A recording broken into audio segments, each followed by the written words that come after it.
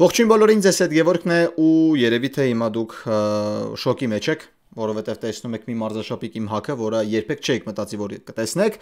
բայց կյանքը դասավորվում է այսպես, չգիտես թե ճանապարհները ուր կտանեն ու ես պարտվել եմ մեր լեզվով ասած գրած, պարտվել եմ շատ կարևոր մարդու իմ համար ու չէի կարող ուղղակի չանել դա Ես կերում եմ Մադրիդի Ռեալի մարզաշապիկ, թիկունքումս Կիլիան Մբապեն է, մարդ, որին ամբողջ մրցաշրջան քննադատել եմ, բայց դե ասում եմ, կյանքը չգիտես ուր կտանի։ Տպավորություն ստեղծեք, որ ես այնպես բան չեմ հակել ու ուշադրի լսեք, թե ես ինչ եմ ձեզի ասում։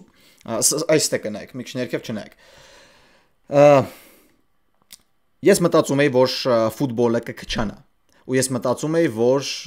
իմ անուշադրությունը X մրցաշարերի հանդեպ մի փոքր ինձի հանգստի հնարավորություն կտա, բայց ոչ ընկերներ։ Իհարկե ոչ, որովհետև աշխարհի ակումբային առաջնությունը թույլ չի տալիս, որպեսզի ես չխոսեմ դրա մասին, ես չէի ուզում իհարկե խոսել, բայց բանը հասավ դրան, որ պետք է խոսեմ, որովհետև աշխարհի ակումբային առաջնությունը ինձ ուղղակի ջղայնացնում է։ Իր անկարևորությամբ ինձ ուղղակի ջղայնացնում է, ու ես պատրաստվում եմ դրա մասին այսօր խոսել։ Քննարկելու եմ նաև որոշակի տրանսֆերներ, հատկապես կպնելու եմ Բարսելոնային, խոսելու եմ եւ դրական եւ բացասական բաների մասին, այնպես որ ձեզ ուղղակի պահանջվում է բաժանորդագրվեք իմ YouTube-յան ալիքին, հետևեք ինձ Telegram-յան հարթակում, որտեղ ես ակտիվորեն պահում եմ այդ ալիքը, որպեսզի դուք գաք, որ մենք ավելի շատ քննարկենք ֆուտբոլ։ Առաջիկայում կունենամ նաև Instagram-յան ալիք, որտեղ ես ունենալու եմ նոր ֆորմատով տեսանյութեր, այնպես որ հավելյալ դրա մասին եւս կտեղեկացնեմ։ Իսկ ինչ պետք է ասեմ, ուղղակի շնորհակալություն ձեր աջակցության համար, այսպիսի մարզաշապիկներ եւ ավելի լավ մարզաշապիկներ կարող եք ձեռք բերել Football Mag խանութում, որտեղ դուք կգտնեք թե ակումբային ֆուտբոլի, թե ազգային հավաքականների մարզաշապիկները, ուղղակի պետք է այցելեք Երևան տոնավաճառ, բարձրանակ 3-րդ հարկ, գտնեք B193 տաղավարը եւ գնեք այնտեղից այդ գեղեցիկ մարզաշապիկներից որևէ մեկը Մենք ունեցանք խաղարկություն, հաղթողը պարզվեց, հաղթողը չարձագանքեց, այնպես որ երևի թե այդ մարզաշապիկը ես նորից կխաղարկեմ, չգիտեմ, երևի այսքանը։ Տրանսֆերներ ու աշխարհի ակումբային առաջնություն։ Սկզբում մի քիչ կջղայնանամ, հետո արդեն կանցնեմ ֆուտբոլային թեմաներին, որովհետև ընդ է ակումբային ֆուտբոլը իսկական բանին ենք նախապատրաստվում 25-26 մրցաշրջանին, թե չէ աշխարհի ակումբային առաջնությունը ինչ է, դե 10-0 են հաղթում, մարդիկ երկրորդ գործ են նայում որպես ֆուտբոլը իսկ տրիբունաները կիսադատարկ են։ Քննարկենք, եթե իհարկե այնտեղ քննարկելու բան կա։ Դե կարծում եմ սկսենք, հա, աշխարհի ակումբային առաջնությունից խոսենք, մի մրցաշար, որը ի սկզբանե իմ կողմից լուրջ չի ընդունվել ու առ այսօր ես խոստանում եմ ձեզ, չկա մեկ հանդիպում, հա, արդեն ինչքան գիտեմ հասել եմ play-off-ին, չկա մեկ հանդիպում, որ ես դիտել եմ 90 րոպե։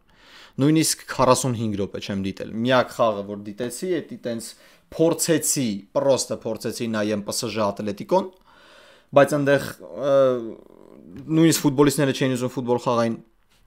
ու որպես այդպեսին տենց աշխարհի ակումբային առաջնությունը իմ մոտ ոչ թե հակասական կարծիքներ է առաջացնում, այլ բացասական կարծիքներ է առաջացնում։ Նախ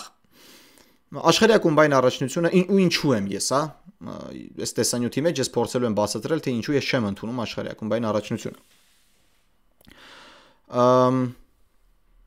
Ի սկզբանե որոշվել էր անցկացնել Ամերիկայում ու աշխարհի ակումբային առաջնության կարծես թե իմաստը կայանում է նրանում, որ պետք է ստուգել ԱՄՆ-ին, արդյոք նրանք պատրաստ են մունդիալին։ Հիմա որոշները կարող են համաձայնել այս մտքի հետ, որոշները կարող են չհամաձայնել այս մտքի հետ, բայց չգիտեմ, դժվար թե աշխարհի ակումբային առաջնությունը ինչ-որ մի բան ցույց տար արդյոք մունդիալին պատրաստ է Ամերիկայի Միացյալ Նահանգները թե ոչ, որովհետև այնտեղ 3 պետություններում է լինելու մունդիալը, հա, Կանադա, Ամերիկա ու Մեքսիկա։ Եթե Ամերիկան ու Կանադան կարող է շատ ֆուտբոլային չեն, Մեքսիկան հաստատ ձեզի ապահովելու է ամբողջական ստադիոններ։ Ու աշխարհի ակումբային առաջնությունը մի մրցաշար, որը ստեղծվեց արեստացին, ստեղծվեց ընդամենը մեկ նպատակով, դա ֆինանսականն էր, իհարկե բոլորն էլ դա հասկանում են ու ամենաշատ ֆոնդը, եթե չեմ սխալվում, հենց այս աշխարհի ակումբային առաջնությունում։ Ինչի հետ ես համաձայն չեմ ու ես դա խոսել եմ իմ ընկերների հետ, իմ գործընկերների հետ Փորձեմ նաև ձեզ հասկացնել։ Նայեք ընկերներ, երբ որ խոսքը գնում է ֆինանսական հարցին, ապա չգիտեմ, կարծիքները բաժանվում են երկու ճամբարի։ Որոշներն ասում են, որ այո, ֆուտբոլիստները մեղք են, իրանք չպետք է խաղան այսքան, իրանք տանջվում են, իրանք պետքա պատրաստվեն մյուս մրցաշրջանին։ Որոշներն ասում են, դե բա մենք էլ առավոտ 9-ից մինչև 6-ը աշխատում ենք առանց հանգստանալու, մենք իրանց աշխատածի կեսը չենք ստանում։ Իրանք պիտի խաղան, մենք պիտի իրանց նայենք, որովհետև իրանք աշխատում են միլիոններ։ Ես աշխատում եմ ֆուտբոլային ակումբում, որը իհարկե համեմատական չէ այն թիմերի հետ, որոնք հանդես են գալիս աշխարհի ակումբային առաջնությունում, լավ, 1-2 թիմերի հետ կարելի է համեմատել, նույնիսկ ավելի վեր դասել։ Չնայած ես չգիտեմ ոնց Ուրարտուն խաղար Բավարիայի դեմ։ Ես աշխատում եմ ֆուտբոլային ակումբում ու ես տեսնում եմ մարզումների process-ը ու թե ինչպես է թիմը նախապատրաստվում մրցաշրջանին։ Ու այն, ինչը ես հիմա տեսնում եմ ու ինչը տալիս է աշխարհի ակումբային առաջնությունը, դա միայն բացասականն է։ Ֆուտբոլիստները միջինում, որպեսզի հասկանաք, անցկացնում են 56-57 հանդիպում ակումբային մակարդակում։ Եթե թիմը հասնում է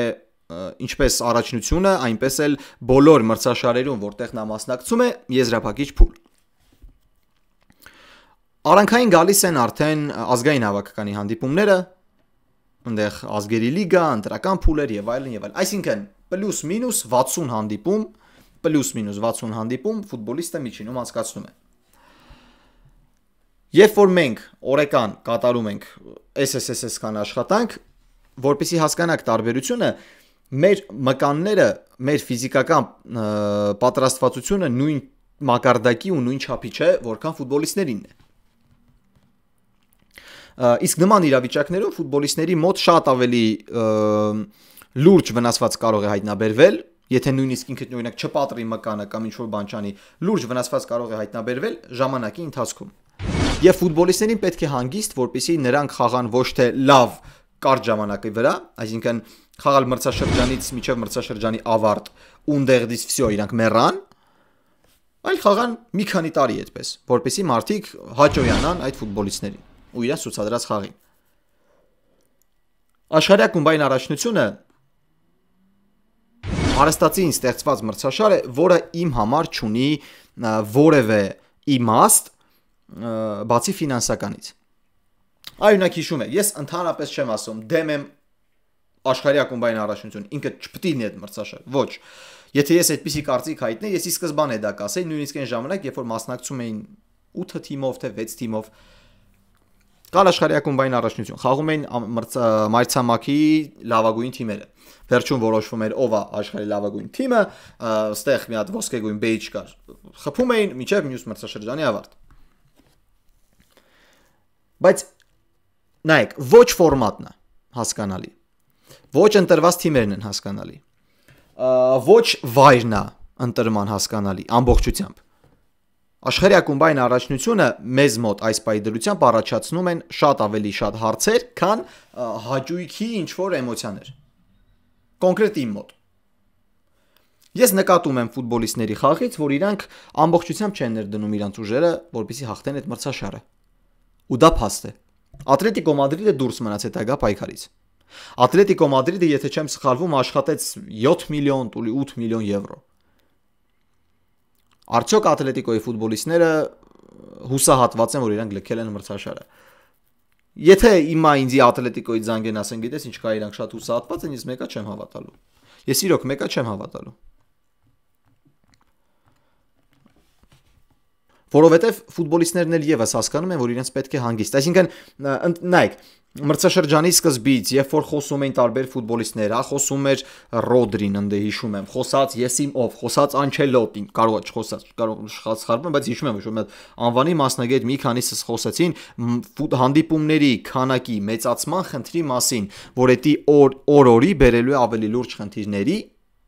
ավելի լուրջ վնասվածքների ու մենք գուցե 2-3 տարի անց կորցնենք մի շարք ֆուտբոլիստների։ Գուցե։ Իսկ աշխարհի ակումբային առաջնությունը ֆինանսականից զատ միայն վնաս է տալիս ֆուտբոլիստներին։ Միայն վնաս է տալիս ֆուտբոլիստներին։ Բացի դրանից, աշխարհի ակումբային առաջնությունը հաստատվում է Ամերիկայում, ոչ ֆուտբոլային երկրում։ Մի երկիր, որտեղ անվանում են սոկեր մարզաձևին, այլ ոչ թե ֆուտբոլ։ Ու մենք տեսնում ենք կիսադատարկ տրիբունաներ։ Լինում են հանդիպումներ ամբողջությամբ դատարկ տրիբունաներ, կային մի քանի հանդիպում, 1-2 հանդիպում, որը տրիբունան ամբողջությամբ լցված է։ Ինչով պետք է զարմացնել Եվրոպացուն։ Օրինակ, ինչով պետք է զարմացնել Եվրոպացուն։ Արդյոք Եվրոպացին չի տեսել կամ չի զգացել ավելի լավ հանդիպումներ, ավելի լավ մրցաշար։ Իհարկե զգացել են։ Իհարկե զգացել են։ Հիմա PSG Ատլետիկո Մադրիդ հանդիպումը, որ 4-0 ավարտվեց, որ դե PSG-ն հաղթեց, ասենք ոչ մեկ չի հիշելու։ Ես իրոք բան եմ ասում, ոչ մեկ չի հիշելու։ Հիմա դուք ինձ ասեք ովքեր էին գոլերը խփել PSG Ատլետիկո խաղում, ես չեմ հիշի, բայց ինձ ասեք Չեմպիոնների լիգայի եզրափակում ովքեր էին գոլերը խփողը PSG-ից, ես բոլորին կասեմ։ Բոլորին։ Չէ՞ լավ, մենակ այն վերջին ֆուտբոլիստին չեմ ասի, որտեվ ինքը իմ համար անծանոթ էր։ Մնացածին սաղ կասեմ, խփեց Հակիմին, խփեց Դուեն, խփեց Էլի Դուեն, խփեց Խվիչան ու այն թազա ֆուտբոլիստը ում անունը ես չեմ կարող տամ։ Իսկ այս մեկը չեմ հիշի։ Ու Ամերիկայի Միացյալ Նահանգներում նույնիսկ եթե ես չեմ հիշում, դժվար է զարմացնել մարդկանց։ Այն մարդկանց, որոնք ֆուտբոլային սոկերի մշակույթ այդքան էլ չունեն։ Որոնց համար առաջին ֆուտբոլիստը երևի պատմության մեջ եղել է Դեյվիդ Բեքհեմը, ու դրանից հետո եղել իրանց մոտ ֆուտբոլային ռևոլյուցիան։ Դա էլ հաստատ չի։ Ինչով պետք է զարմացնել Եվրոպացուն։ Հարցական է։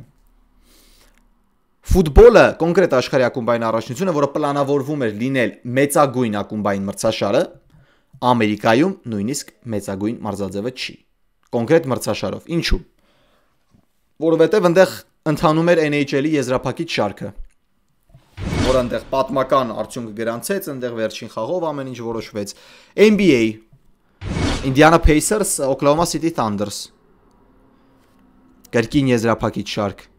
կրկին 7-րդ գեյմով ամեն ինչ որոշվեց։ Ու մարդիկ ուղակի թողնելով աշխարհի ակումբային առաջնությունը գնացել են նայում այն այդ երկուսը, որովհետև դա եւս հասկանալի է, մարդկանց հետաքրքիր է դա։ Հետաքրքիր չի ֆուտբոլը։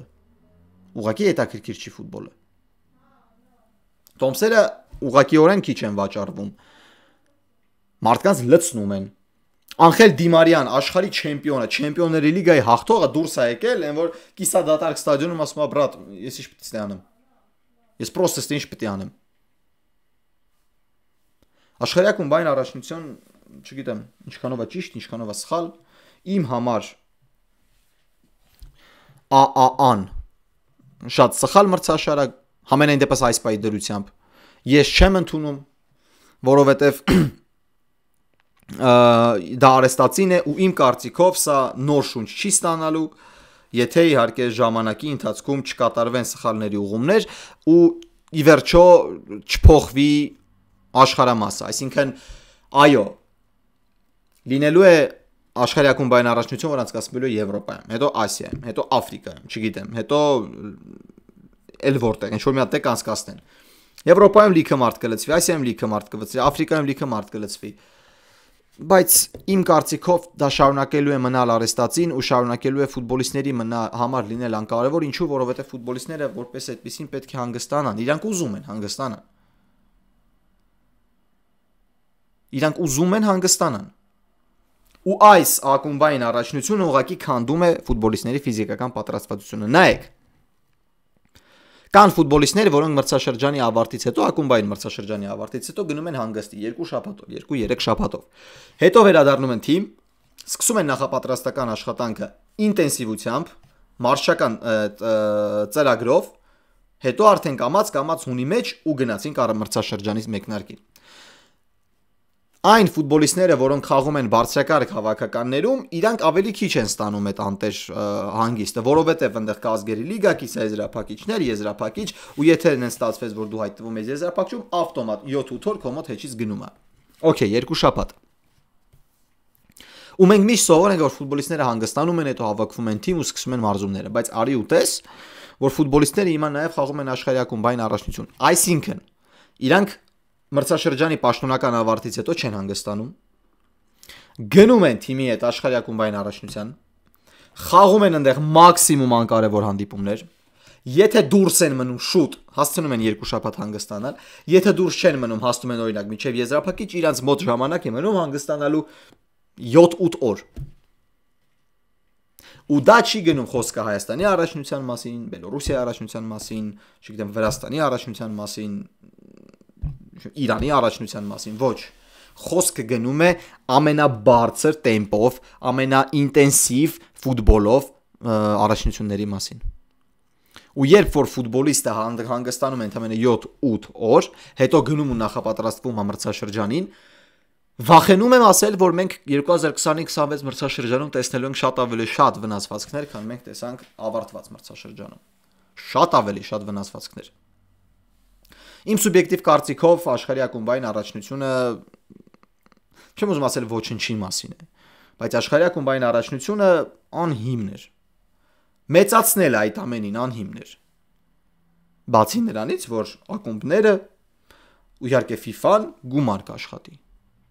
Բայց դες կյանքում ինձ թվում է ամեն ինչն է գումարով որոշվում։ Ամեն ինչը։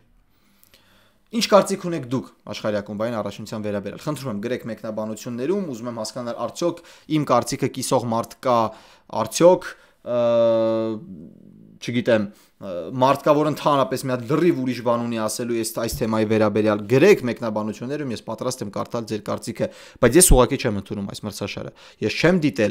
դիտելու։ Չգիտեմ էլ եզրափակչում ովքեր են խաղալու, ես play-off-ն է, ես չգիտեմ ով ում հետ է խաղում։ Որովհետև եթե ես չեմ խաղում ֆուտբոլ, ինձ հանգիստ է պետք հիմա մի քիչ ֆուտբոլից։ Ուր մնաց ֆուտբոլիստները։ Աշխարհի ակումբային առաջնությունից դուրս մնաց թիմերին ես շնորհավորում եմ։ Իրանց ֆուտբոլիստները կհանգստանան մի քիչ ավելի շատ ու հանդես կգան ավելի լավ։ Հիմա շատերն ասում են, այ դե տես Լիվերպուլը չկար, Բարսելոնան չկար աշխարհի ակումբային առաջնությունում, ուրեմն իրանք այդքան էլ ընկերներ հավատացեք, թե Բարսելոնան, թե Լիվերպուլը խայտարակ ուրախ են, որ իրանք չեն մասնակցում աշխարհի ակումբային առաջնությանը։ Որովհետև կարող է մրցաշրջանի ընթացքում հնչեն արտահայտություններ, որ դե Մանչեսթեր Սիթին աշխարհի ակումբայինին մասնակցեց, դրա մայմա իր մոտ այդքան էլ լավ չի, հոգնած են, Ռեալը հոգնած է, Ալոնսոյի մտքերը այն չի։ Չէ։ Ակումբային առաջնությունը իմ համար անհիմն է։ Գրեք մեկնաբանություններում ձեր կարծիք։ Լավ, թողնենք աշխարհի ակումբային առաջնությունը ու տեղափոխվենք տրանսֆերներ։ Եկեք միանգամից քննարկենք Բարսելոնային։ Կատալոնական Բարսելոնան վերջին շրջանում, չեմ ուզում ասել շատ ակտիվ, բայց իր մասին շատ են խոսում, հատկապես այն ձեռքբերումների ու հեռացումների վերաբերյալ, որը կա համացանցում։ Նախ դարպասապահ Ժոան Գարսիա։ Ես մի հատ սկզբում խոսեմ վատը, այսինքն ոչ թե խոսեմ վատը, միանշանակ սա իմ կարծիքն է, բայց ես ուղղակի չեմ հասկանում Բարսելոնայի ղեկավարության այս պայդրության։ Բարսելոնան պայմանագիր է կնքում երիտասարդ դարպասապահ, Էսպանյոլի դարպասապահի դեպ Ժոան Գարսիայի հետ։ Ես Ժոան Գարսիայի մասին շատ չգիտեի, ես հետևեցի, ճանաչեցի այդ դարպասապահին Բլաուգրանասի էջով, հա,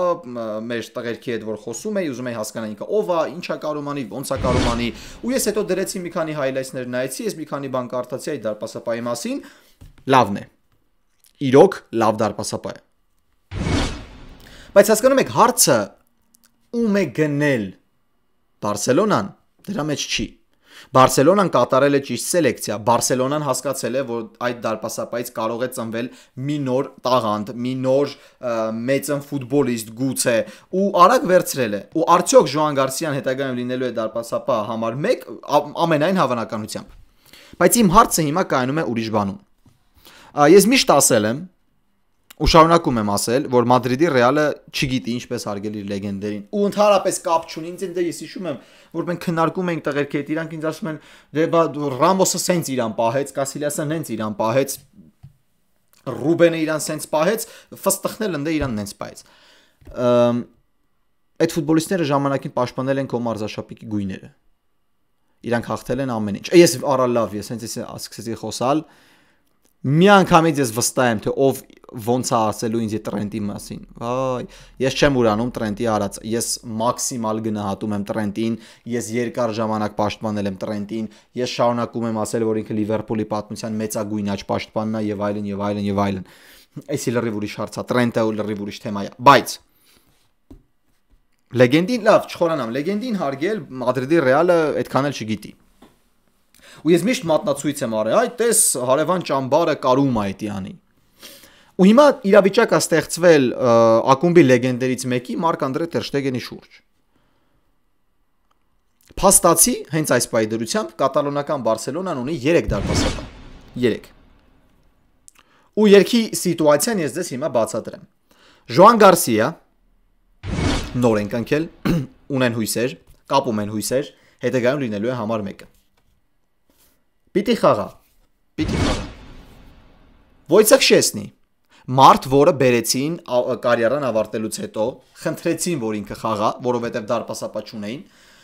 Ինյակի Պենյան վաբշե անվստահելի դեմքերու ինքը հեռանալու է։ Ու լավ հարաբերական լավ մրցաշրջանից հետո իրան առաջարկեցին պայմանագիր մինչև 2027 թվական։ Նոր է կնքել պայմանագիրը։ Պիտի մնա։ Ունդեղ տակը մնում է մի մարդ, ում համար, չգիտեմ, փաստացի նախորդ մրցաշրջանում կպայքարեր 7-8 թիմ, որ այդ դարպասապա լիներ իր մեկներկային կազմում։ 7-8 թիմ կպայքարեր դրա համար, վստահ եմ։ Խոսքը գնում է Մարկ Անդրե տեր Շտեգենի մասին։ Տեր Շտեգենը նախորդ մրցաշրջանի սկզբում ստացավ վնասված, կտրեց խաչաձև կապանները ու մինչև մրցաշրջանի վերջ դուրս մնաց, որից հետո էլ արդեն բերեցին Վոյցեխ Շեսնին։ Հետո Տեր Շտեգենը վերադարձավ վերջին 2-3 հանդիպումներում, խաղաց, գոլ բաց թողեց, կար գոլ իր սխալով էր, կար գոլ իր սխալով չէր եւ այլն, բայց ես այն վերաբերմունքը, որը տեսա Բարսելոնայի երկրպագուների կողմից Տեր Շտեգենին, դա իմ համար կներեք, բայց անընդունելի էր։ Մարկ Անդրե տեր Շտեգենը 2018-19 մրցաշրջանում նա եւ Լիոնել Մեսին ուղղակի մեջքի վրա տարան թիմին հասցրեցին մինչև կիսաեզրափակիչ։ Դե այնտեղ էր արդեն 4-0-ներ, որ Լիվերպուլը հաղթեց, այնտեղ տեր Շտեգենը ոչ մի մեղավորություն չուներ։ Հիմա հարց, ինչու է Բարսելոնան վերաբերվում այսպես Մարկ Անդրե տեր Շտեգենին։ Ու հիմա եթե դուք ասեք ինչպես, ես կշեշտեմ, որ Մարկ Անդրե տեր Շտեգենին ցույց են տալիս ելքի դուռը։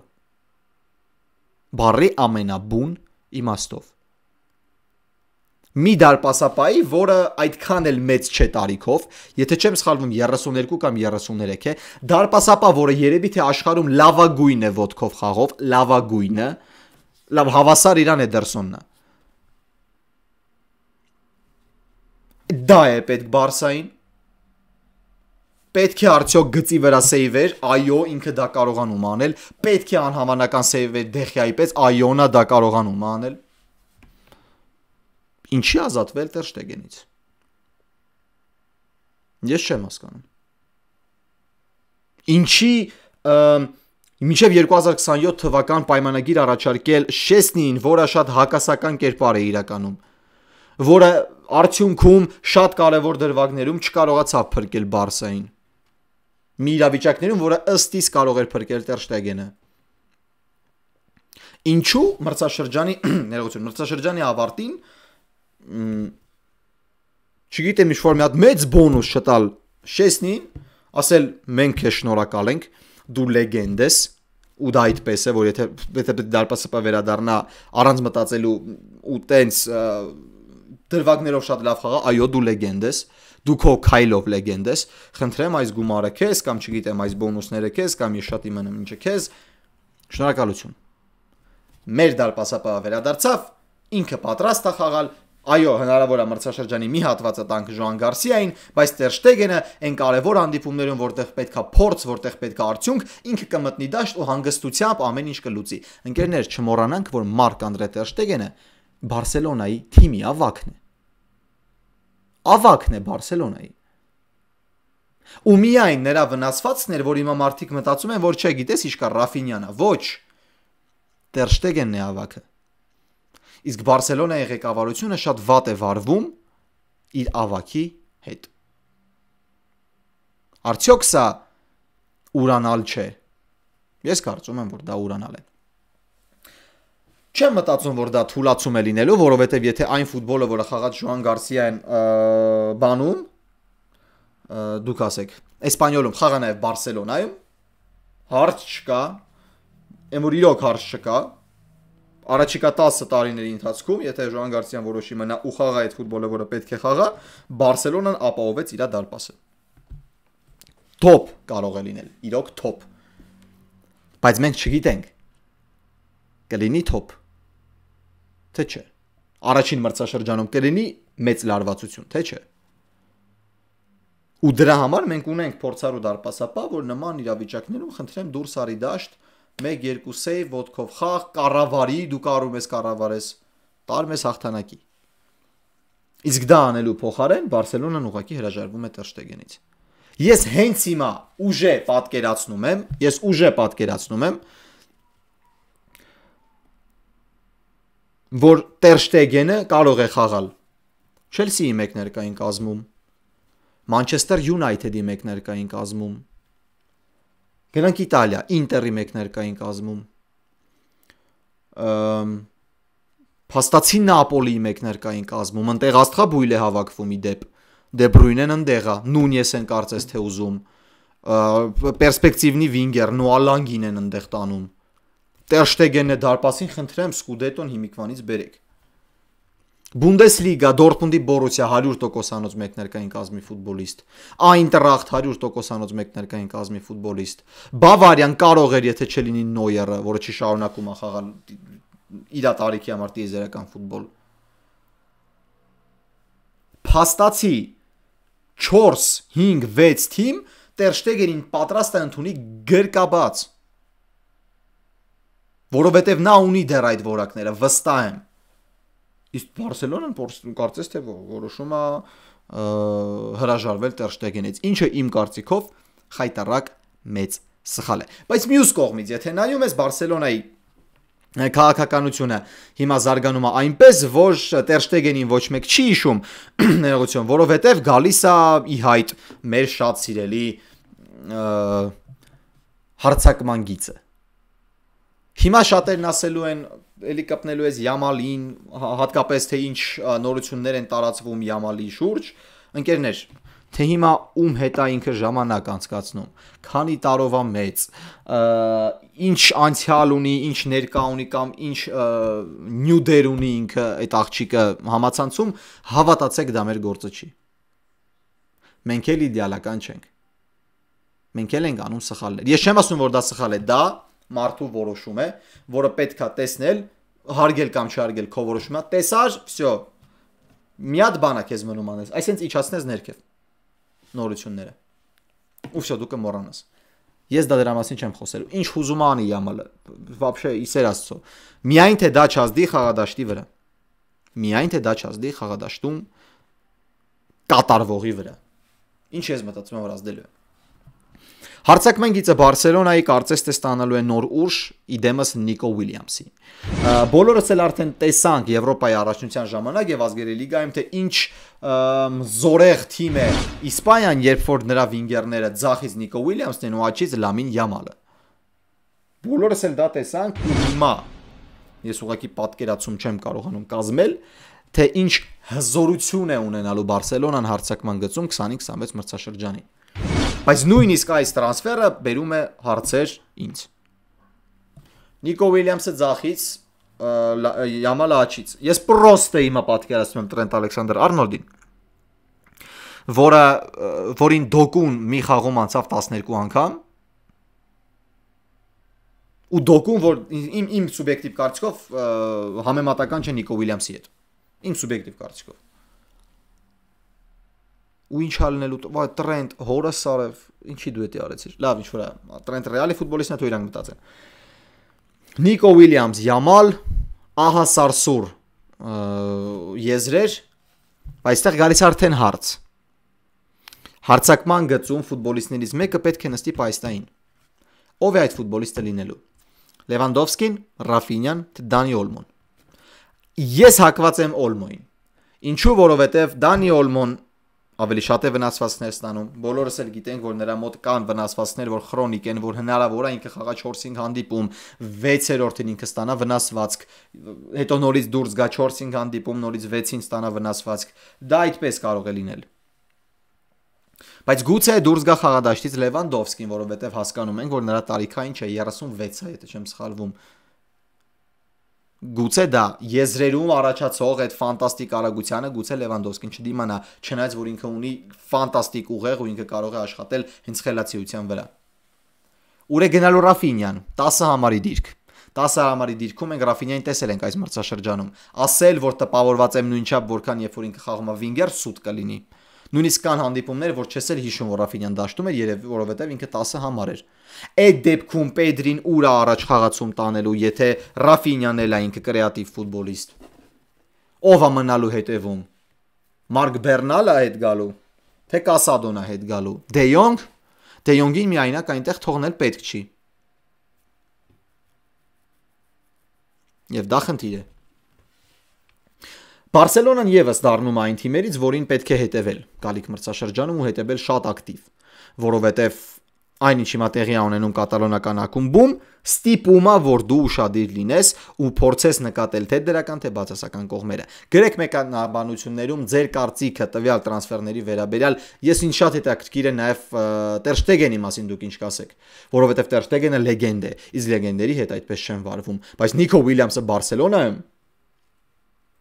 խնդրում եմ, չհանդիպեք Լիվերպուլին։ Ընկերներ, ես նոր ուզում էի վերհիշել թեմաներ, որոնք կարող ենք քննարկել։ Միայն կարող եմ Իտալիայի վերաբերյալ հենց թեթև ասել, հա, Ինտերի գլխավոր մարզիչը դարձավ Քրիստիան Կիվուն, Հենրիխ Մխիթարյանը հայտնեց, որ Ինտերը լինելու է իր վերջին ակումբը ու ինքը ուրիշ թիմում հանդես չի գալու, Հայաստանի առաջնություն չի վերադառնալու, կարծում եմ դա պարզից էլ պարզ էր։ Մխիթարյանը շարունակում է մնալ մեր լեգենդը, բայց կարծես թե գալիք մրցաշրջանը լինելու է նրա կարիերայի վերջին մրցաշրջանը, եթե ոչ սա, ապա վերջինը, եթե Չեմպիոնների լիգան հաղթել, ես ավելի քան վստահ եմ, որ Մխիթարյանը ավարտելու էր կարիերան, բայց հիմա պետք է եւս մեկ անգամ փորձել։ Քրիստիան Կիվուն չգիտեմ ինչ կարող է տալ Ինտերին, ես կարծում եմ, որ Ինտերը այս մրցաշրջանը տապալելու է, որովհետև չկան նոր ֆուտբոլիստներ, որոնք կարող են ինչ-որ բան առաջարկել, մնացածը, չեմ ուզում ասեմ ծեր են, բայց արդեն պոտենցիալը անցան, դա Չեմպիոնների լիգա եզրափակիչը ցույց տվեց։ Նապոլին երևի թե կլինի հիմնական ֆավորիտը չեմպիոնության համար, եթե ձեռք բերի այն ֆուտբոլիստներին, որոնց մասին հիմա քննարկվում է համացանցում, եկավ Դե Բրույնեն, պետք է գա Նունյեսը, պետք է գա Նոա Լանգը, այնտեղ երևի մի պաշտպան էլ կգնեն ու արդեն ամեն ինչ թույն կլինի։ Յուվենտուսը լավ հանդես է գալիս աշխարհի ակումբային առաջնությունում, երևի թե Իգոր Տուդորը ինչ-որ մի բան կփորձի ցույց տալ։ Շատ մեծ ակնկալիքներ ունեմ Ռոմայից, որը գլխավորել է Ջամպիերո Գասպերինին, որտեղ ղեկավար անձնակազմում են նաև արդեն Կլաուդիո Ռանիերին, որը վերադարձրեց Ռոմային խաղային բարձր մակարդակ, հա, ինչը մենք տեսանք 2025 թվականի առաջին հատվածում, բայց 2024-25-ի վերջին հատվածում Իտալիայի առաջնությունը երևի թե կլինի հետաքրքիր, ես հետևելու եմ հենց Յուվեին, Ռոմային ու Նապոլիին, Ինտերին իհարկե միանշանակ, բայց արդեն կախված է մրցաշրջանից թե ինչպես կընթանա, եւ կարծես թե այսքանը, ոչինչ խոսելու այլևս չկա, տրանսֆերները դեռևս քիչ են, պաշտոնական հայտարարությունները դեռևս քիչ են, Ֆլորիան Վիրցի մասին չեմ խոսելու, որովհետև արդեն Լիվերպուլ քննարկել է, Մանչեսթեր Սիթի նոր տրանսֆերների մասին արդեն խոսել եմ, ու ինձ թվում է պետք է մի քիչ հանգստանալ, էլի հանգստանանք։ Տենանք թե ինչ կտա մեծի աշխարհի ակումբային առաջնությունը։ Եզրափակիչը կդիտեմ, գուցե իրար հետ ուղիղ եթեր մտնենք ու այդպես քննարկենք հանդիպման ընթացքը, բայց դա եւս չեմ խոստանում։ Կախված է ինչ ընթացք կլինի ու որ թիմերը կխաղան եզրափակչում։ Իսկ նայեք աշխարհի ակումբային առաջնությունը ձեր թիմերին որպես փորձարարական ինչ որ մի հատ մրցաշար ընկերական, որովհետև կոնկրետ Մադրիդի Ռեալը Խաբի Ալոնսոն այդ մրցաշարը օգտագործում է հենց դրա համար։ Բաժանորդագրվեք իմ YouTube-յան էջին, հետևեք ինձ սոցիալական հարթակներում, հատկապես Telegram-յան ալիքում, իսկ մենք հանդիպենք արդեն մյուս շաբաթ հուսամ նոր թեմաներով ու ավելի հետաքրքիր թեմաներով, ոչ թե աշխարհի ակումբային առաջնություն։ Ձեզ հետ Գևորգներ, հաջողություն։